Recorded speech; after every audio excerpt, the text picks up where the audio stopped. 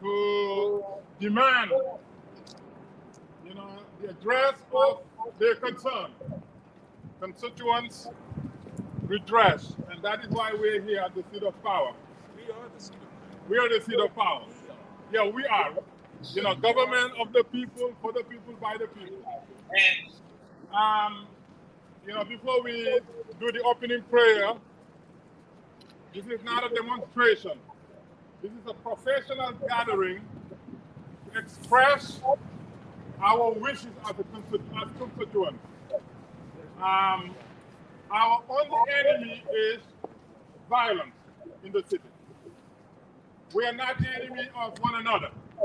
We're not anti anything except anti-crime and violence.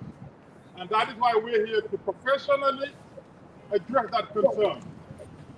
So it's not a rally where we attack each other, demonize each other. We're not enemies. Our enemy is crime and violence. That's why we're here. With that being said, we have a lot of leaders who will be speaking to us. Some will be speaking from the heart. Some will be speaking from experience, negative experience. And some will be speaking professionally because they are elected officials. But all the speakers will express the concern that we mutually have, which is to live in a city where we can not only be safe in our persons, but nobody should walk in our businesses and take what they want and walk out. And if we say don't do it, then they attack us. Nobody has that right. Nobody has that right. Therefore, we're here to say that will stop today. Now, if you don't believe that we can do it, then you don't belong here. But if you do believe change will start today, then you are at the right place. And change will start today.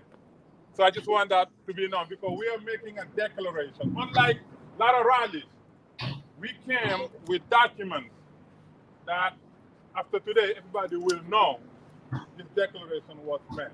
So with that being said, let me ask, our Imam to give us an opening prayer and then before we begin. So Imam Yahya. I'm going to give him Arabic and English. Is that okay? Yeah. It's fine. أعوذ بالله من الشيطان الرجيم بسم الله الرحمن الرحيم مالك يوم الدين إياك نعبد وإياك نستعين اهدنا الصراط المستقيم صراط الذين أنعمت عليهم غير المغضوب عليهم ولا الضالين آمين. Which means we seek refuge in God Almighty against the accursed devil. And we begin and commence in the name of God, the beneficent, the merciful. All praise is due to him. He is indeed beneficent and merciful. He is the master of the day of judgment. It is him that we worship and turn to for guidance. We ask him to guide us on the straight path, the path of those upon whom he has bestowed grace and favor, not those who have incurred his wrath, nor those who have gone astray. Amen. Amen. Thank you, Imam. If we have pastor, rabbi, or any other clergy that want to give prayer, let's do it. Opening prayer. The more the merrier. Any Christian prayer? Or you think it's enough? Or Tara, come and give us a Christian opening prayer. And Tara is the founder and the president of African American Women in Cinema. Greetings, everyone. Greetings. God, we give you praise, we give you honor. We thank you for allowing us to see another day. We appreciate your love and your support as we gather here today in what we believe you called us to do. Strengthen everyone here, encourage everyone here, and help us to continue to do what is right in your sight. In Jesus' name I pray. Amen. Amen. Thank you, Tara. All right, now before I call our first speaker, I want this thing to be part of. Everyone must have a copy. Everyone must have a copy. We're here to work. This is not just come and talk and go home. I promise you. I don't know if you know me, but today you will know me. Yes. Yes. So we're not just talking heads. we're taking action. I want you to have copy. Yeah. Everybody has copy. I know it's very fine. We'll send you the big ones so you can share it because this is very important for every one of you. This has nothing to do with Democrat, Republican, Independent, nothing. We are the constituents. We don't care about party lines. That's all I want to know, and that is what this thing is about. So let everybody has one.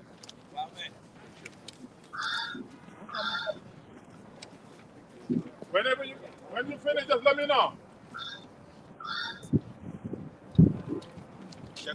Maybe someone can read it out loud for all of us. You know, once they have it. Oh, okay. You got it? Oh, you got it all?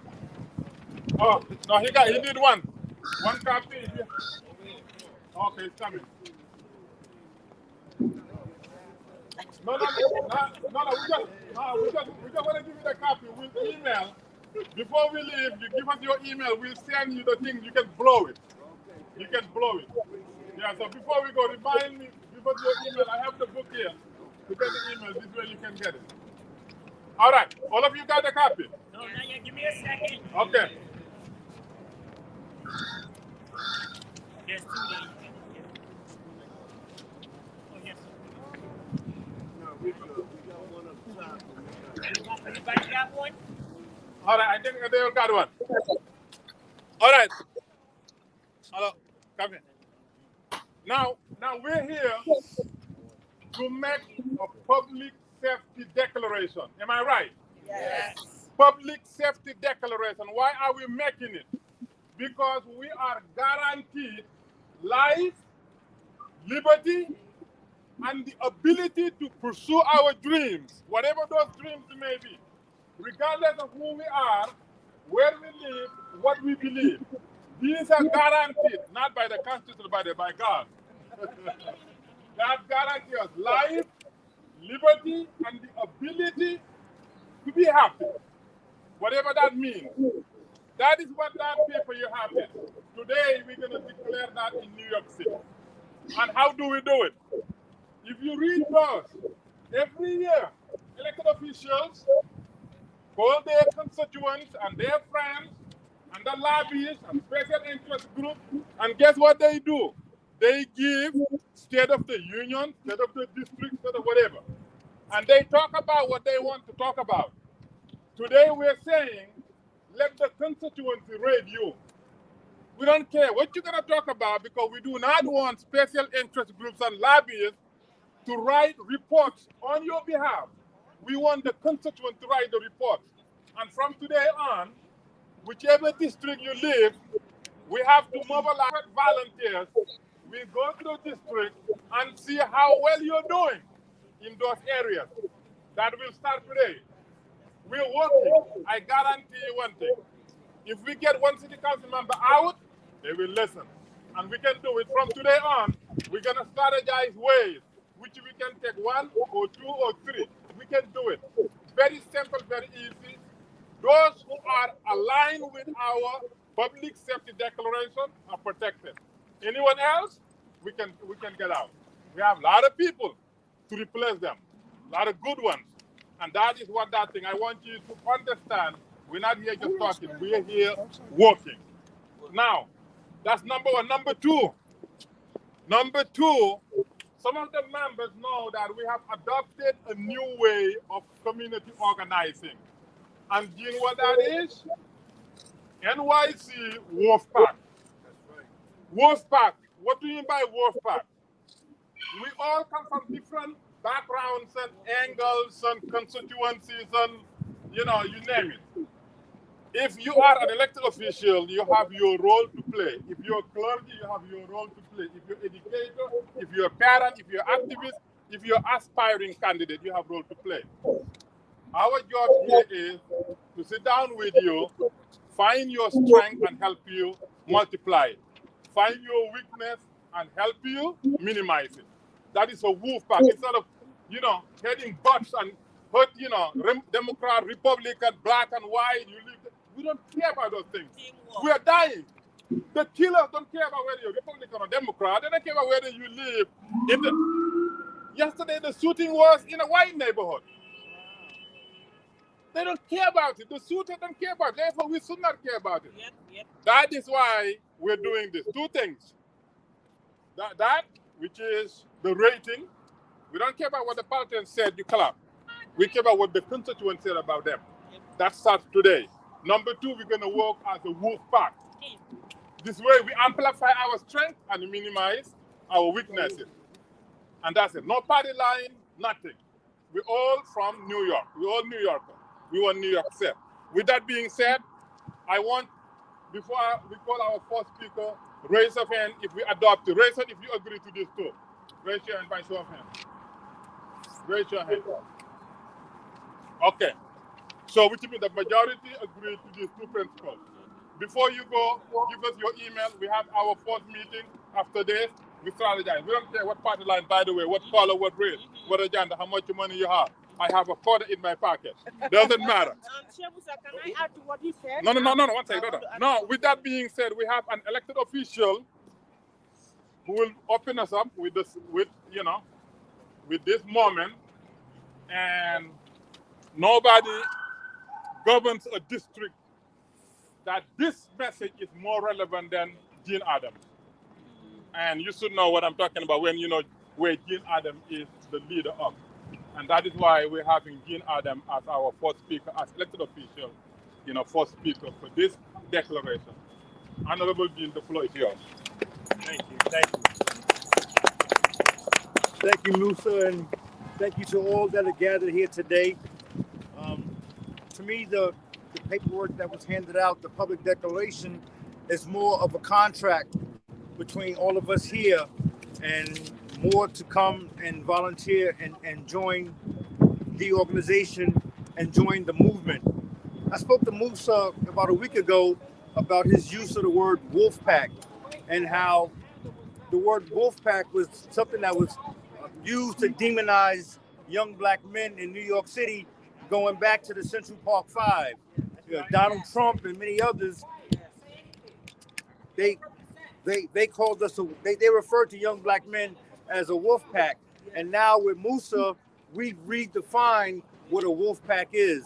And now there's no longer a negative connotation attached to the word. And speaking of code words and identifiers, we often hear when we watch the news, whether it's an elected official like Governor Ron DeSantis of Florida or Donald Trump or other talking heads that we see on television, they use code words or identifiers like middle class. Middle class, when you hear that word, they're talking about white people in America. When you hear the word woke, they're talking about black people. When you hear the word immigration, they're talking about Latinos and Hispanics. These are code words, or also known as identifiers. Well, today, I'd like to use a new code word, a new identifier that will galvanize us all, because we're all pissed off about the rampant gun violence in New York City and how it has riddled the city. And that word is enough. When you hear the word enough, you know who we're talking about. Enough shooting. Enough crime. And we're sick of it. Enough already. Enough. That is the code word. That is our identifier. Enough. And with that, I digress. Thank you. Thank you so much. Good afternoon. Come and greet us before you go. Come and greet us. Yeah, come and greet us. He's a New Yorker. Yeah, no, come on. I know. That's all that matters. He's a New Yorker. Okay. Just greet us before you go. Come. Okay. Yeah, just greet us. Yeah. Okay. You right on time. Well, peace and blessings, everybody. I'm not sure exactly what's going on, but it sounds like we want to stop violence. Hey, How are you? Peace. Stop right. We want to stop gun violence, which is something I've been trying to work on for a long time. And what I'm gonna say is what I kind of said this morning at the education hearing, because there were a few years ago we tried to tell folks that just having a police infrastructure inside our schools, similar to like other places, in and of itself is not going to solve the problem. If it would have happened a long time ago. And we said the people who are pushing back on us were lying about what we're actually saying in our plans. And so yesterday, we saw 3 shootings near schools. I think the day before there was a stabbing near a school. And what we said was that our kids are getting harmed to and from school. They're also harming themselves, so suicides are going up. We know that law enforcement themselves can't solve this. So the question I had on the headline I saw today, which was additional police being sent to the schools, is what else is being sent to those same schools? What other resources are being sent there?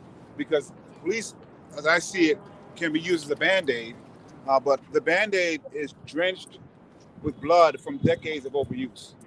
You can put a Band-Aid on all you want. If you don't actually fix the wound, you're not going to solve the problem. And so I've been very concerned that we've been pushing plans for a long time to have a very holistic approach to gun violence, not where you excuse people's behavior, because you can't do that, but you actually have to get to the root of what the problem is.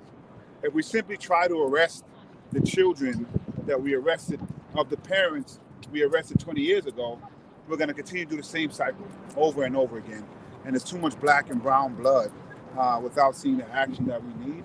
So our plans are still there. We have community groups here that are doing the work that are not getting the funding that we need. We have agencies.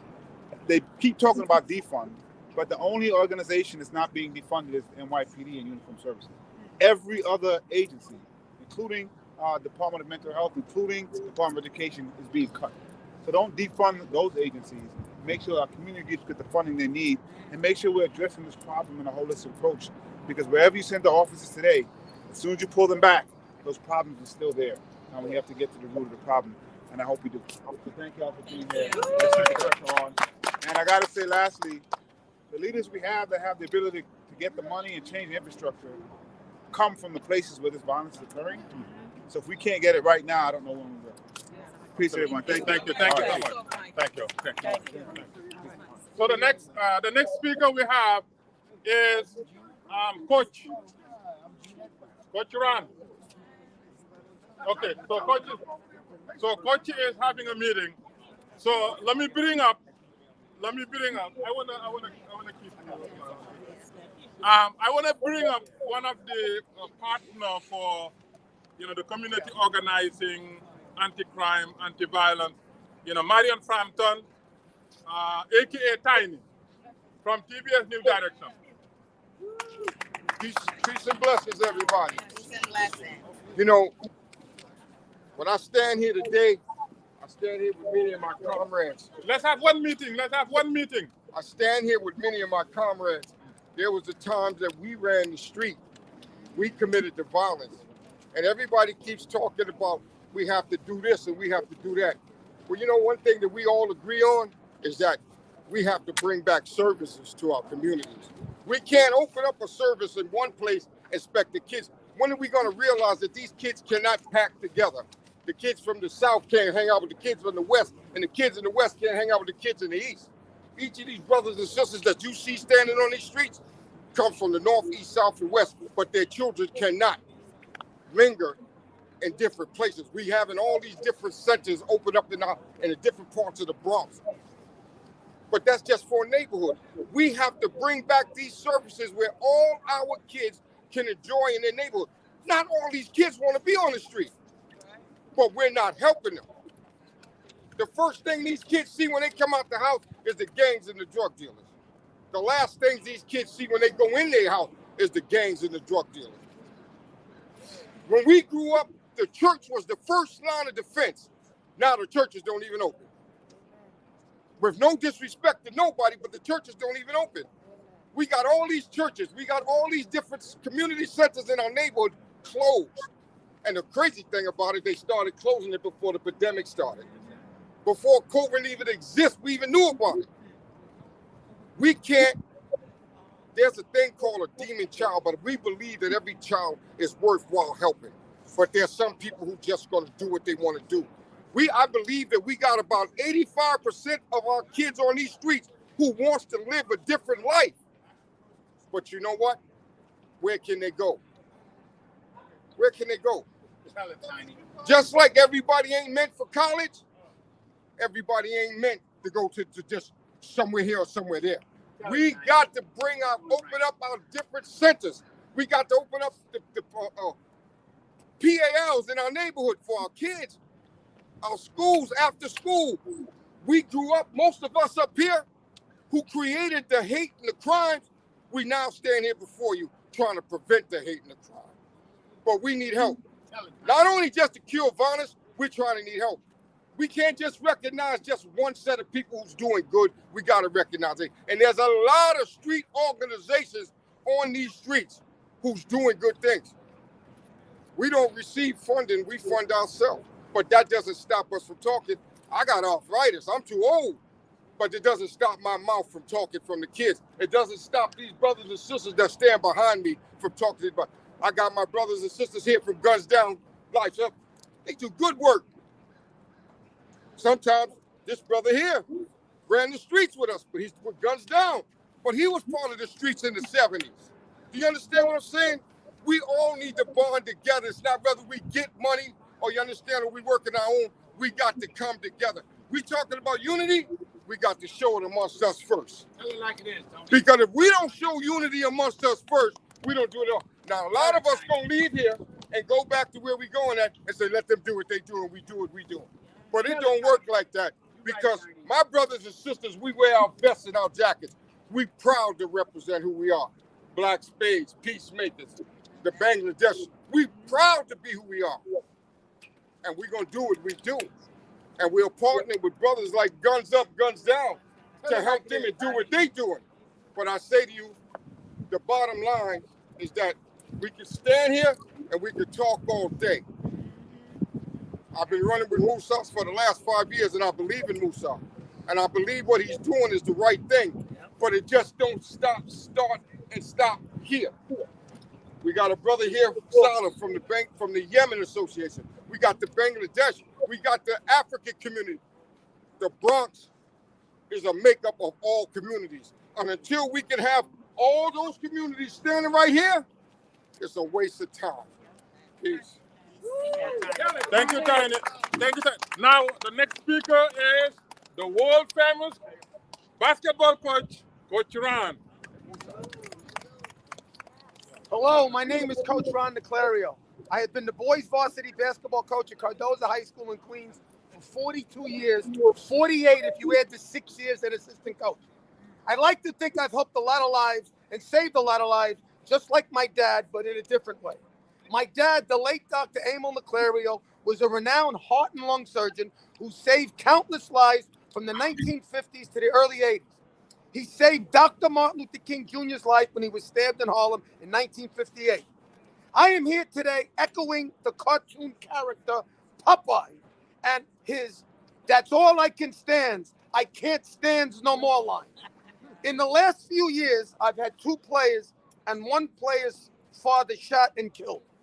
Amir Griffin, 14 years old when killed, he would have been a senior now garnering scholarship offers.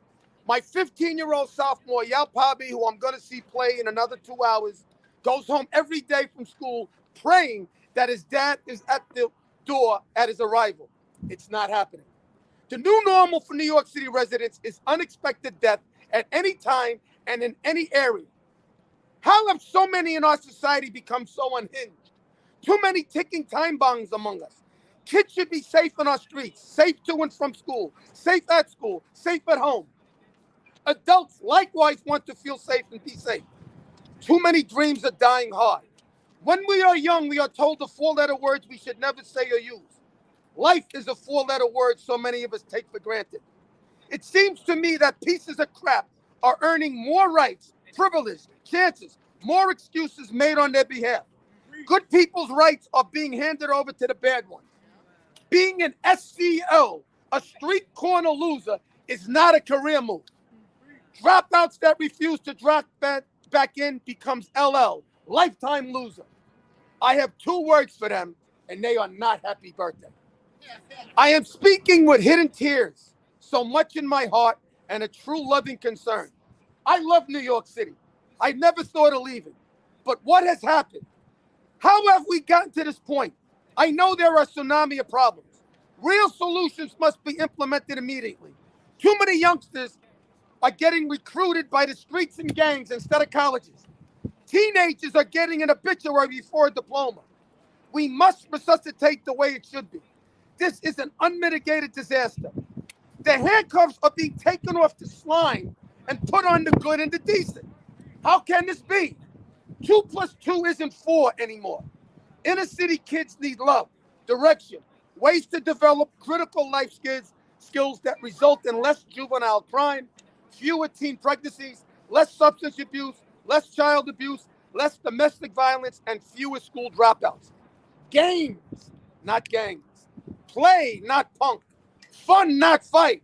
It's sad that we now have to stand up for common sense. The overwhelming people are good. There are limited bad. We must move past our differences to rebuild the common future. Last year at Rucker Park, June 24th, I had a tournament that I can't believe I did. To get into the tournament, you had to be a high school that had one of your players shot and killed.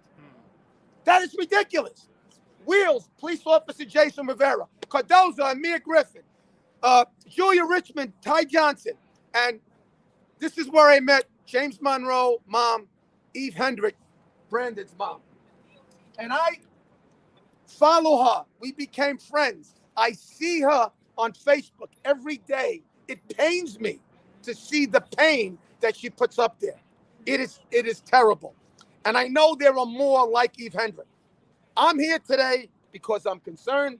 I'm here today because I care. And I'm here because I want to help. Thank you. Thank you. Thank you, Coach. Thank you so much. And the next speaker is the Director of Constituent Services in the Bronx, David Coulibaly. David? Thank you. I'm a little bit. I didn't know I was going to speak. Sister Eve is here. So my name is David Coulibaly. I work for the first female African-American Bronx Borough president, Vanessa L. Gibson. And that's a leader that I work for. Before becoming Bronx Borough president, Vanessa Gibson was the first African-American woman chair of the New York City Council of Public Safety Committee. So this is something Vanessa L. Gibson really cares about. And then she's doing everything she can to ensure that Bronxites and any other person living in New York City are safe. So I'm going to stop here, and we have someone who will be even more eloquent representing the Bronx than me. Thank you so much, and thanks everyone for being here. Thank you. So the next speaker is Imam Yahya Baki, joining us here with a long history with struggle with crime and violence, like all of us. Imam.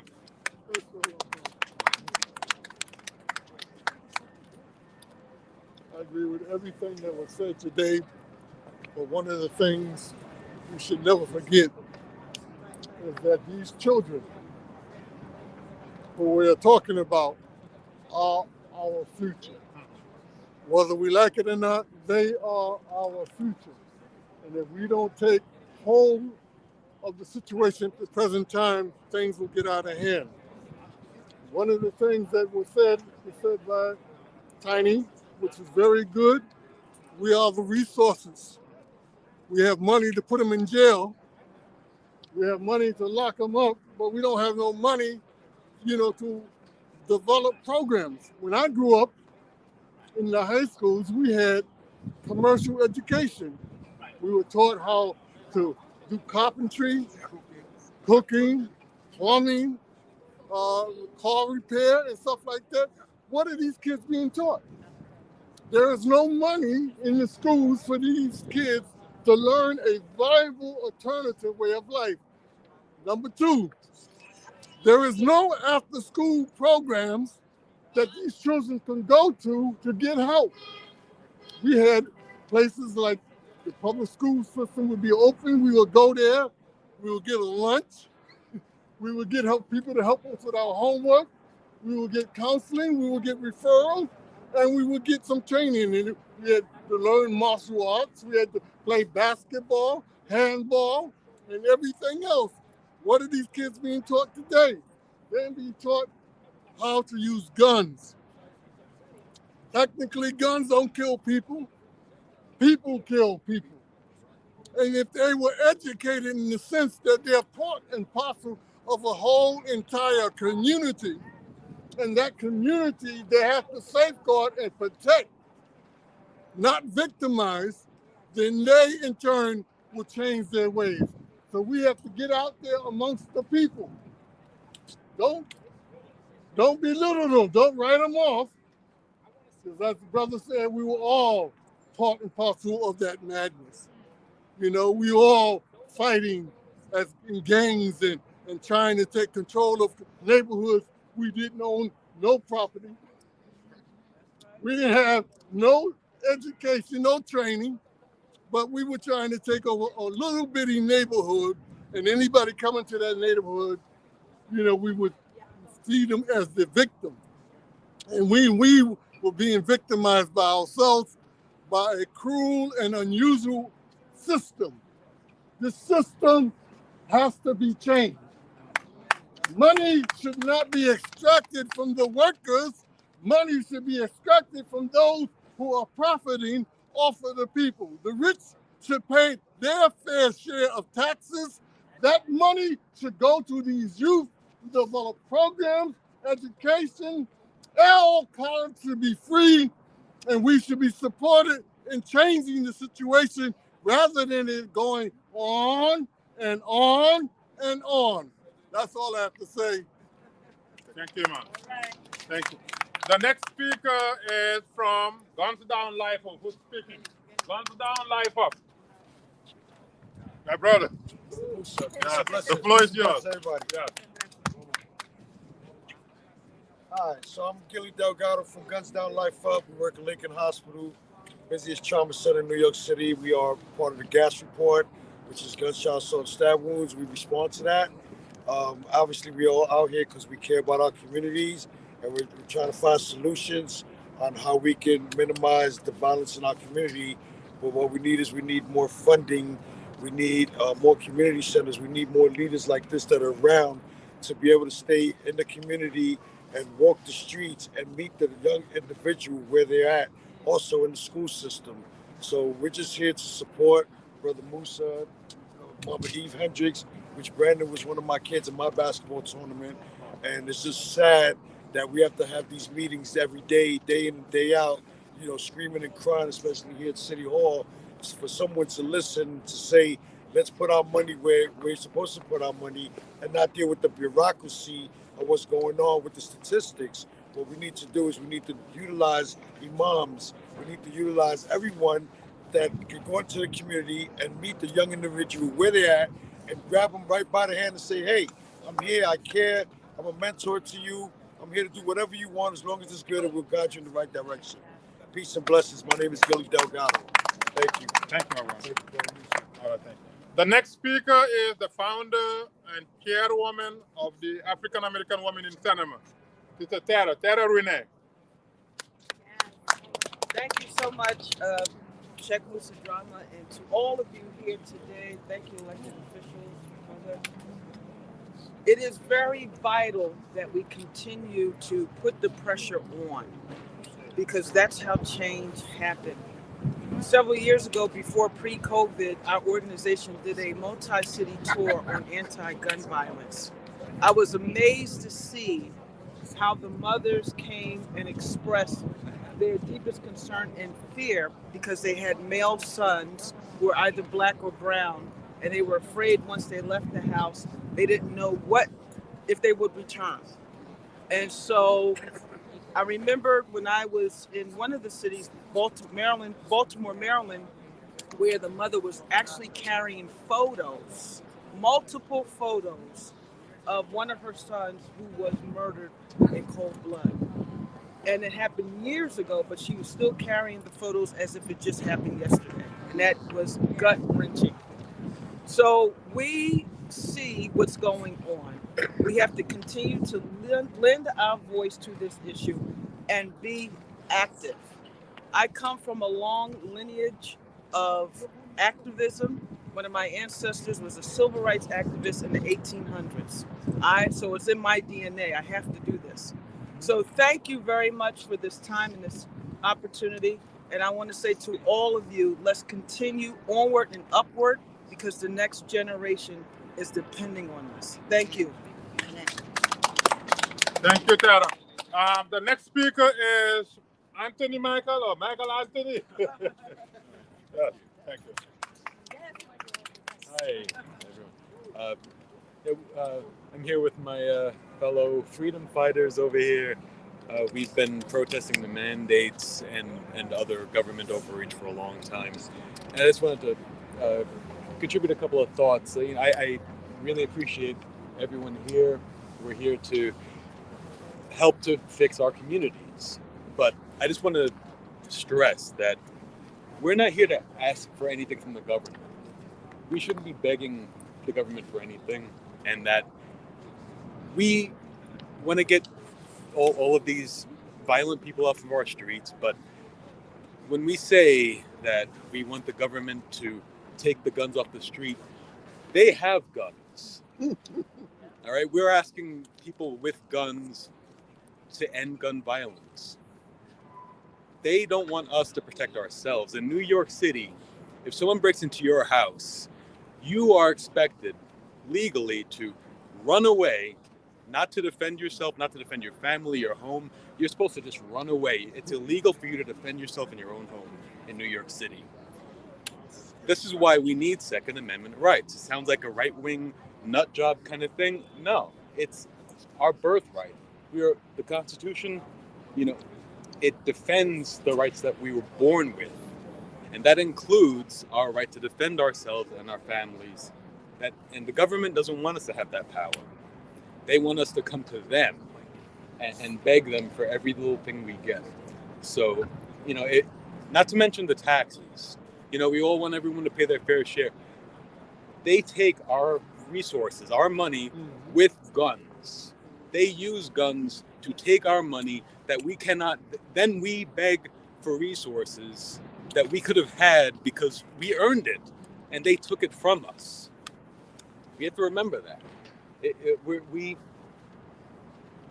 It's up to us. It's we the people, truly we the people, not. It's very frustrating because there's so many different ways of looking at this, and I respect it all, but we just have to remember that these people work for us, and they've forgotten that, and they've really forgotten it. They have their boot on our neck, and then we still beg them for every little thing that they want to give us back in little bits and pieces from what they stole from us with guns. So, yeah, I just want to put in a word for Second Amendment rights, not to sound like a right-wing nut job, but to say that we, the people, have to take care of each other, and that's it. And we don't need anything from these people, but we should hold them accountable. And I respect this action, and I thank you all for being here. Thank you, Anthony. Thank you. Definitely. Yeah, definitely. Thank you. Sorry. Yeah. And we're gonna have, do not leave because we're gonna have the most profound moment coming.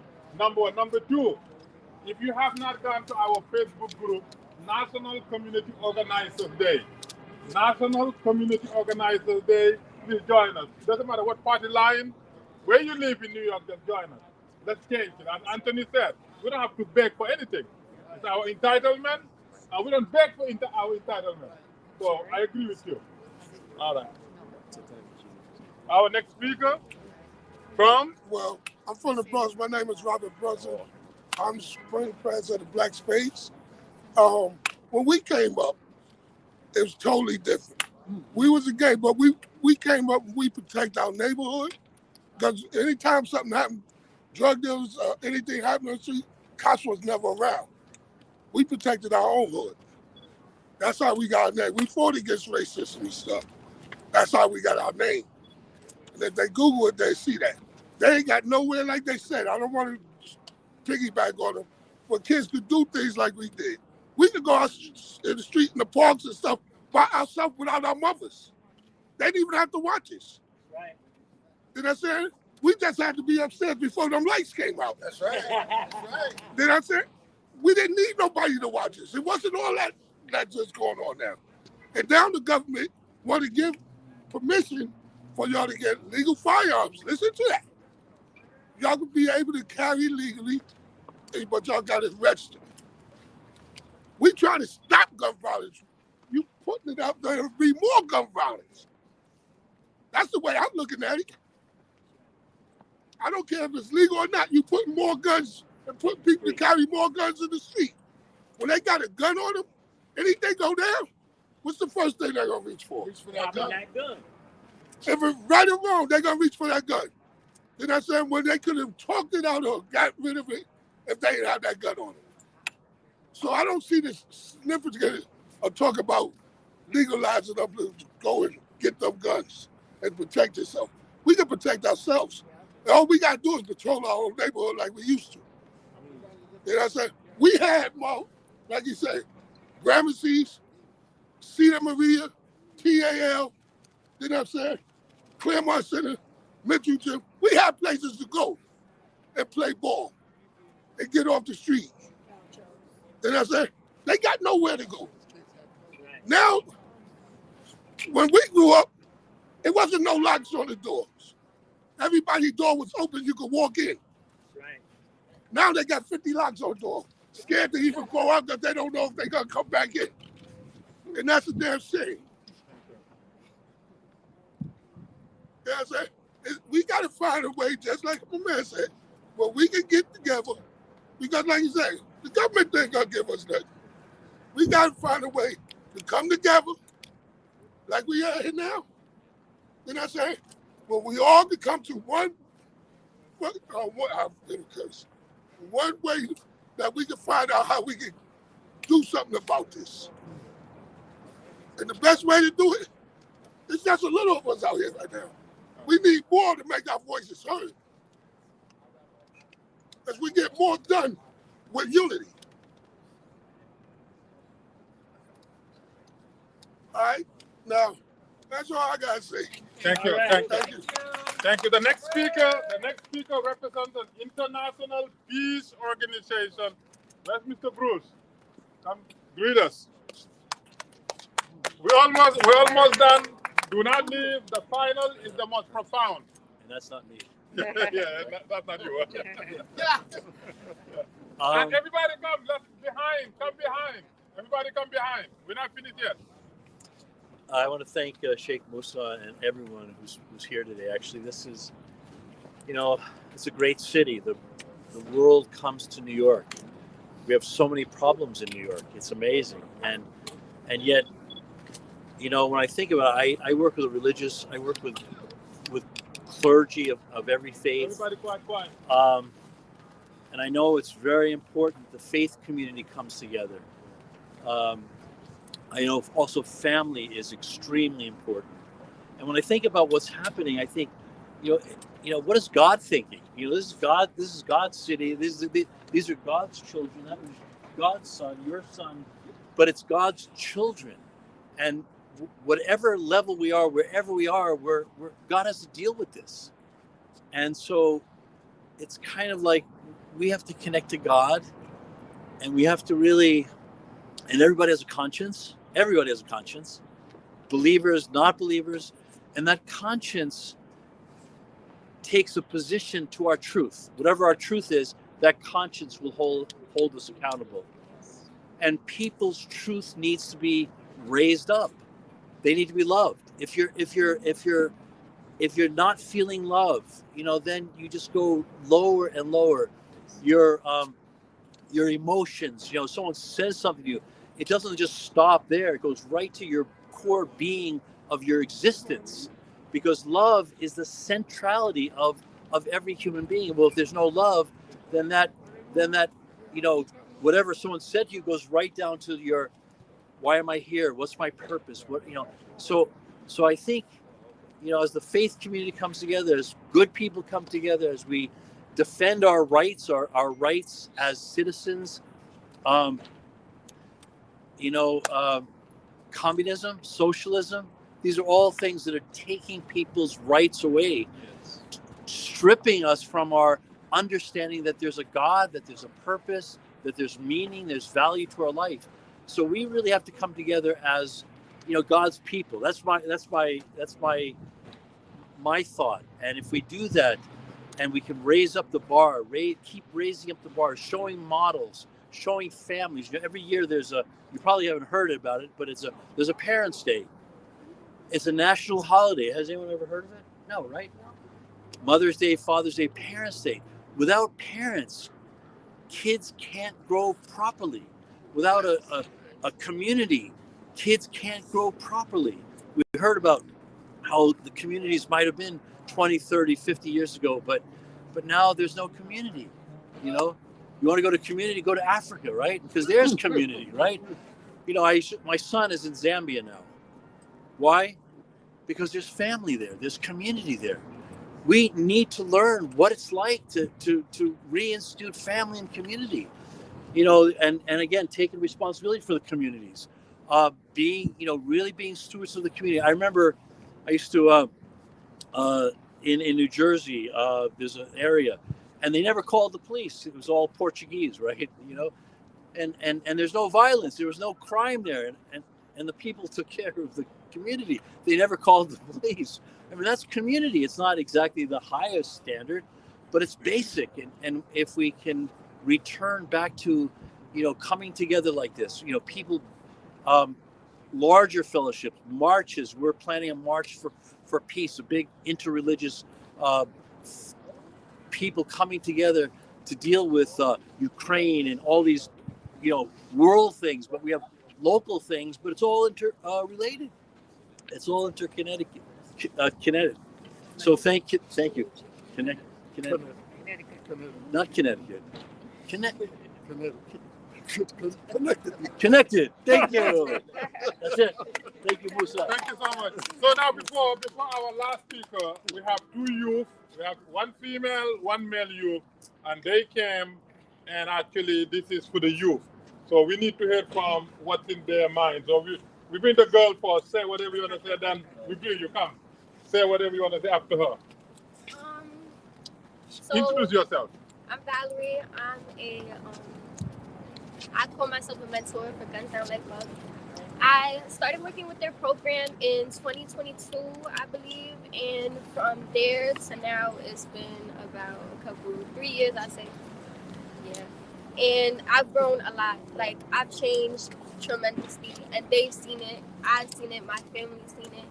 And I've dealt with a lot of gun violence and trauma, along with a lot of us that grew up in the Bronx and Harlem and Brooklyn and Queens.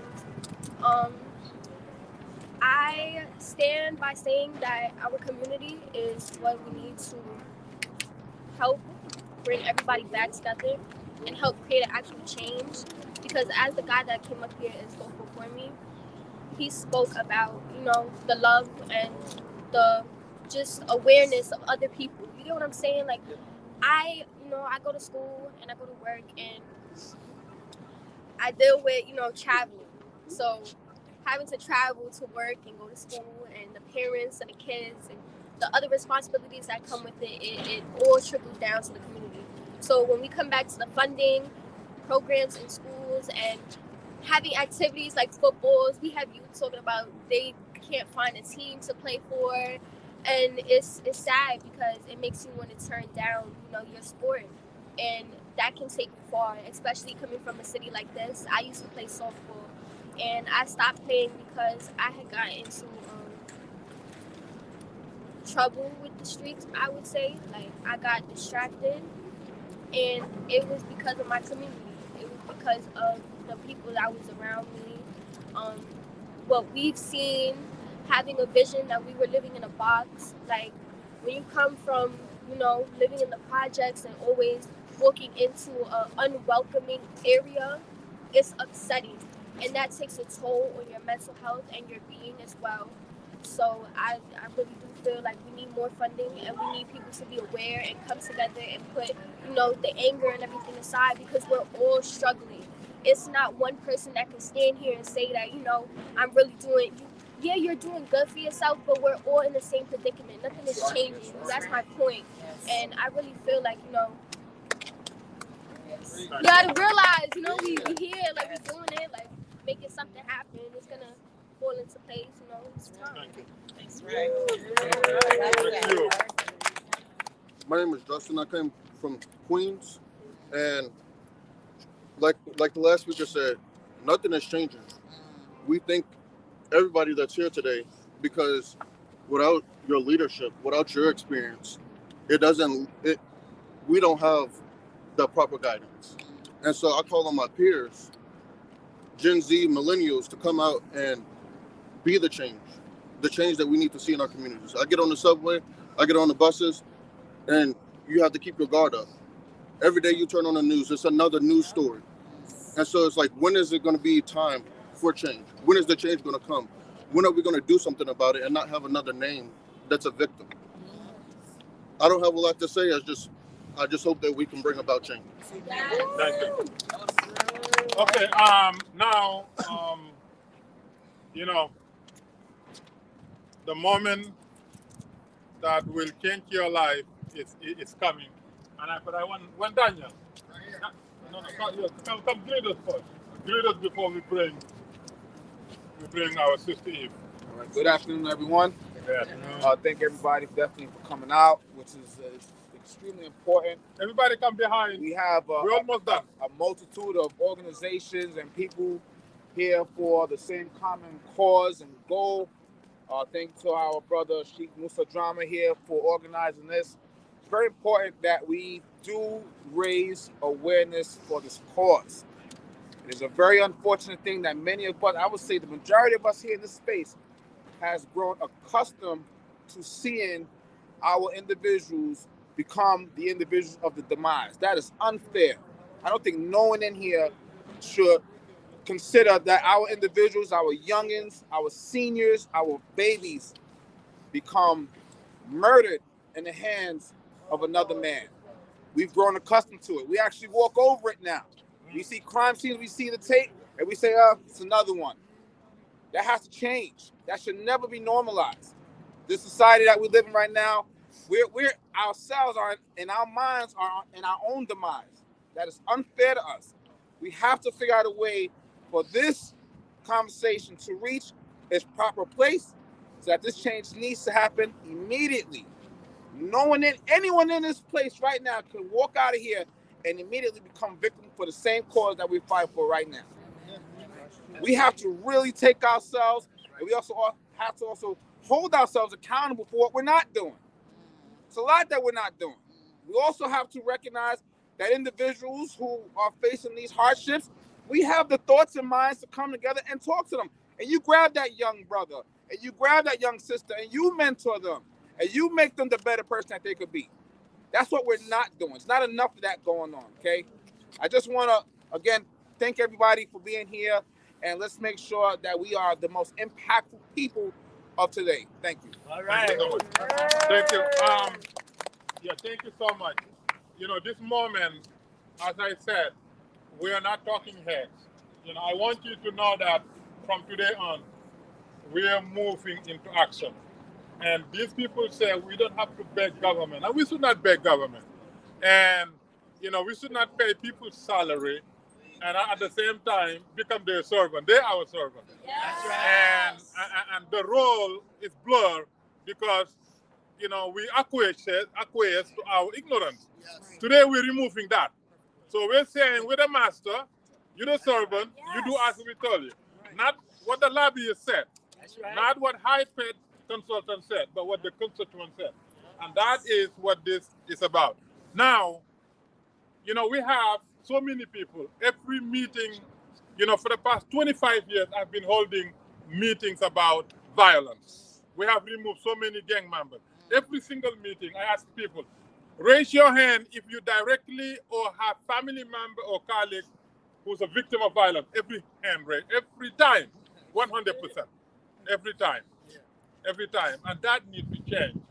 And one of the individuals, as Coach said, I am her Facebook friend, Eve. If you see what Eve does on a daily basis and the history she has with her son, like this, from birth until they murdered him, you cry. Every single day you cry. Everybody who's part of a group cry because you see the impact this young man had. Now, I did something that she didn't know. And I wanted, this is, you see, this never happened. This will make you cry. This is her son. She was, 1 week before, she was the captain of his basketball team. Highly accomplished young man who would have changed not only himself and family, but the city and the state and the nation. This is not a white, this is a black child who had a chance to change. Those who use race, I said this is a black child with all the achievements before he even turned 17. But this is one thing, but if you know the relationship between him and the mom, you cry every day. So I said, let me surprise the mom. And you know what this is? This is the last kiss before he was buried. This is the mom kissing his son, her son. And you know what this number represents? The boy was born in 2002. And I went to the computer and I said, let me see how many people murdered from 2002 until this year. It comes out to 9,529 New Yorkers murdered and gave the last kiss to their loved ones. I said, I'm going to make this presentation. This is very impactful. And I want you to walk away with the loved one's last kiss. How many? Loved one's last kiss. Stand next to her, Musa. Loved one's last kiss. So I want you, Stand next to her, Musa. yeah.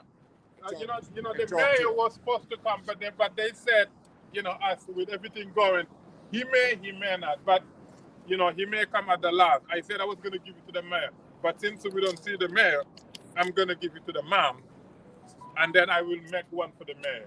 But this is very impactful. So this is yours. So now the floor is yours. After you finish that, we have, you close us off. So the floor is yours. Whatever you said, we're listening. Good afternoon. Good afternoon. Congress is killing our children. The politicians are killing our children. They are, because they're the ones that can make changes. They're the ones that can take away these laws that are not working. Yesterday, someone very close to me and my son, my community, got shot in his stomach. The person that shot that young man was caught before with a weapon, walked in court, and turned right back out. So, of course, politicians are encouraging these young men that it's okay to kill. It's okay to go out there and be dangerous, reckless. Black, kill each other. You're black, it doesn't matter. Kill each other. We have to really come together as people, not black, not Democrats, not Republican, not independent, not poor, not white, not rich, but as people. That's all we have in common, being human beings. Yes, that's the last kiss I got with my son. And it's the deadliest kiss. It's a kiss of death because I still taste it. The worst thing for a mother is to unzip a bag and see her son laying there. The worst thing for a mother is to look at your child laying there helplessly.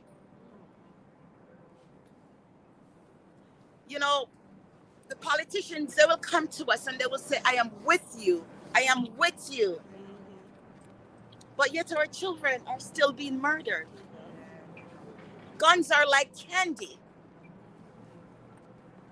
It has to end.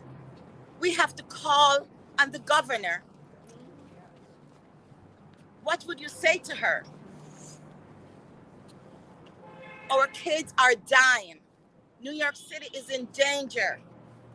We put you here. We expect you to protect us, to give us more resources so that our young people's heart and mine can be fulfilled with achievement.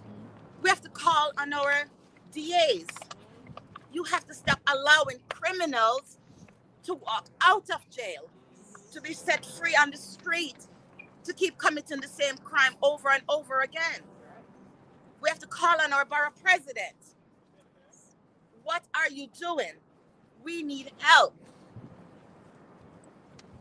We have to call on our mayor. We need more police officers in schools in our community. But no, he cannot do it alone. The mayor needs help. And if Congress keeps holding back everything, it doesn't matter if they are 90% Republican. When Congress was Democrats, still nothing got done. Yeah, there you go. Our children are dying. The numbers keep going up.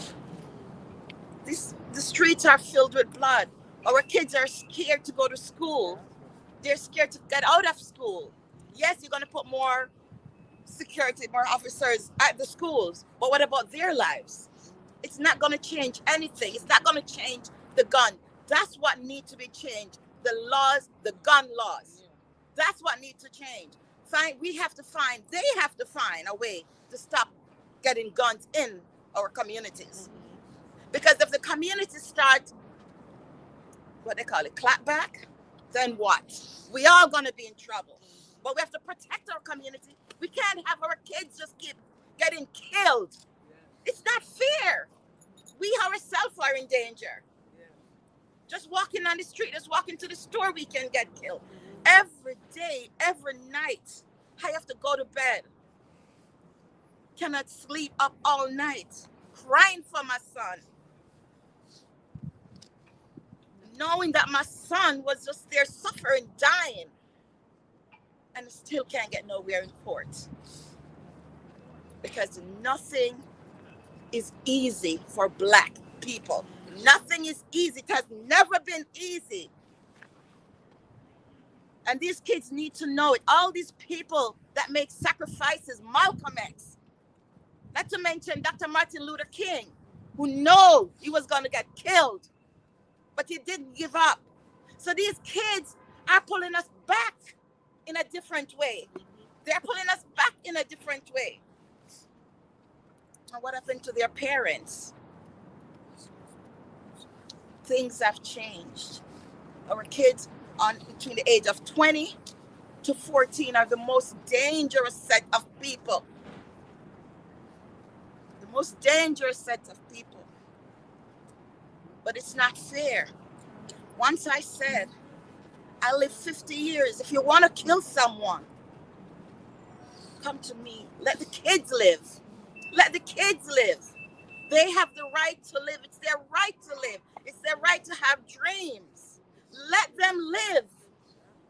We need to speak up more and stop hiding behind each other. We need to go to the politicians. Look, it's not your kids, it's my child. I have to live without my child that promised me that, Mom, I'm going to give you a better life. I'm going to give you a better life. But all I can do is just live with these memories. What if I didn't have those memories? What about parents that don't have those memories? It's not fair. We're just here, just allowing Congress to do whatever they want to do. And we need to hold them accountable. We need to stop voting for them. Stop voting. Stop voting. Election is coming up. Election, we need not to vote. Because they're not helping us. They're not helping us. Look at mental unemployment, homelessness. Who is helping us? Nobody. Every day another mother has to mourn over her child. It could be any one of your child.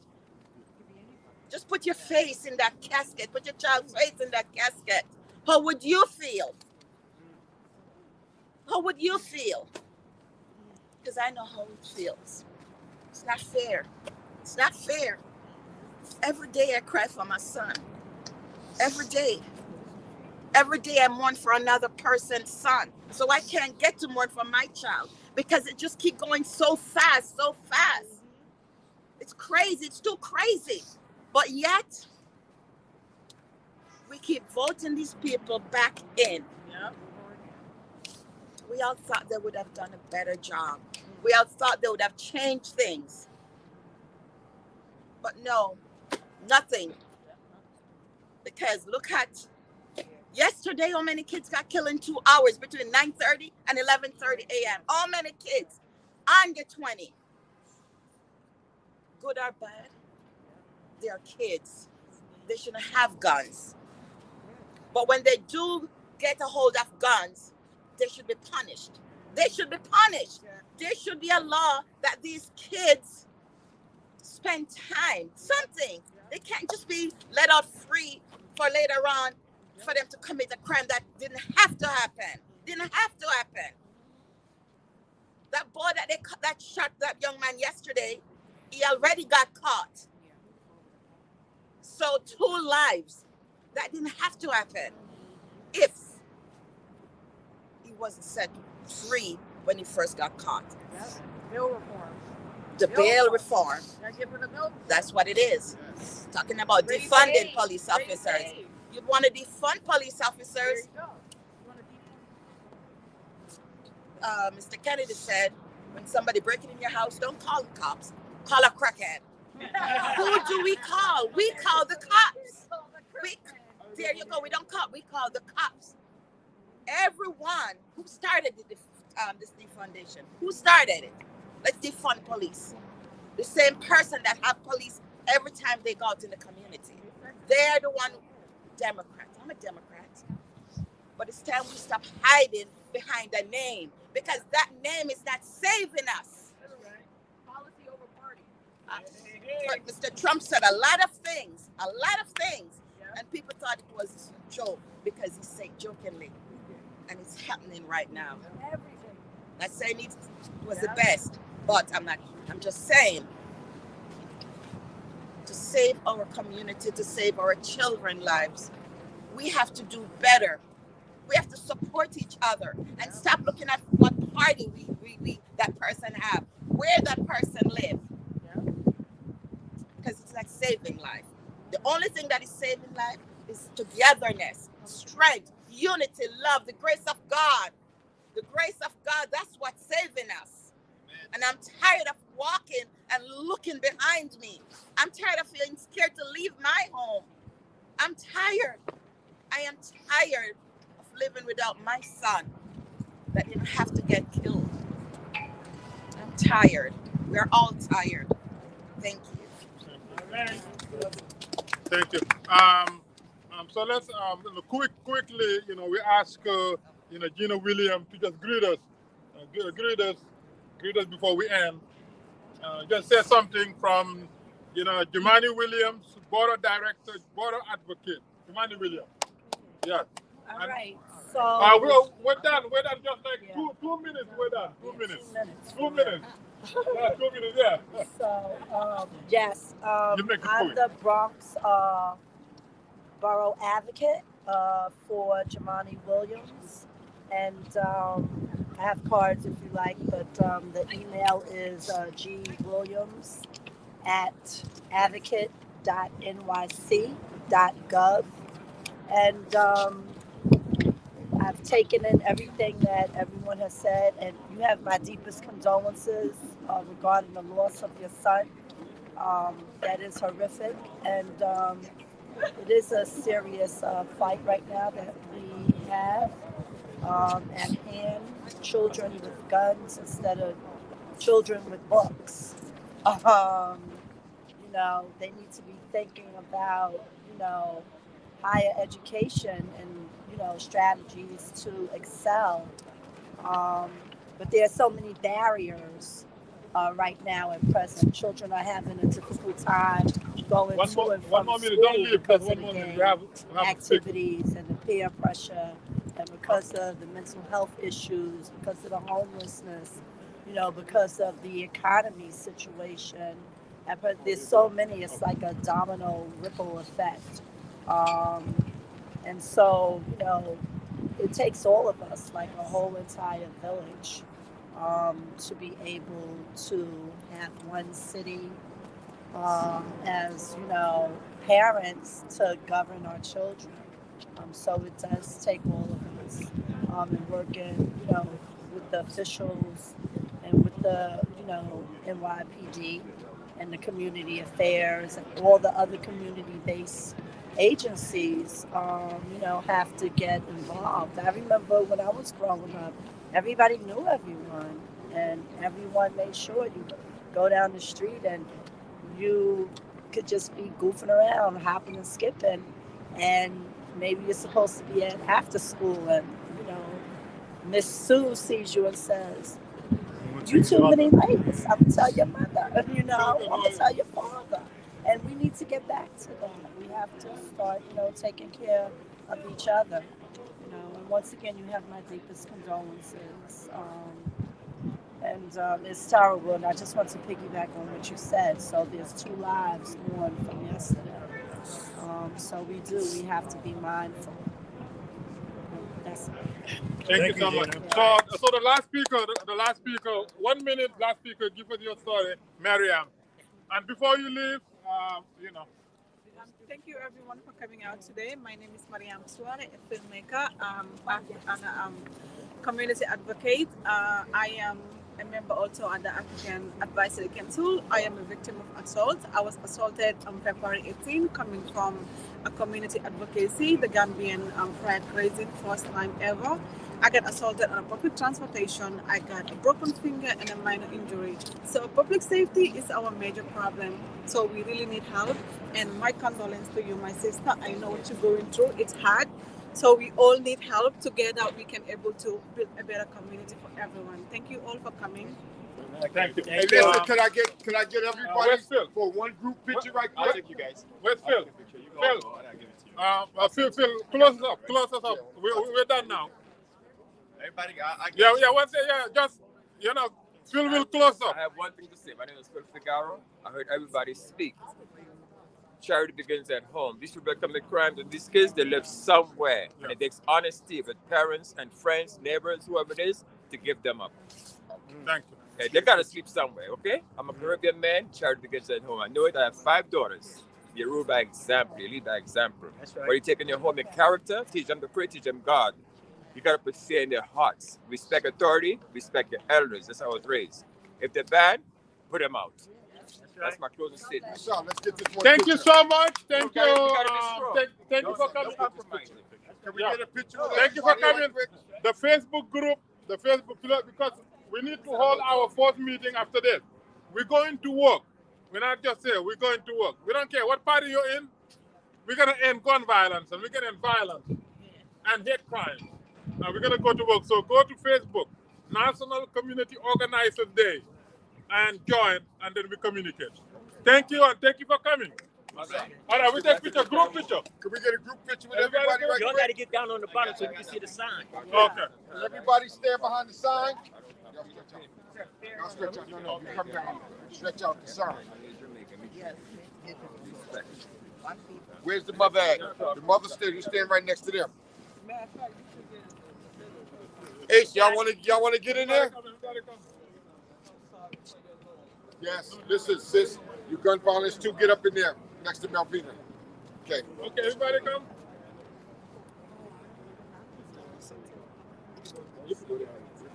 Wow, man, where you at?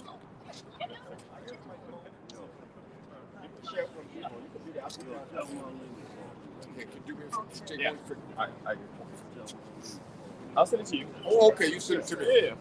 I want to get in. Okay, I got you. Whose phone is this? Stay right there.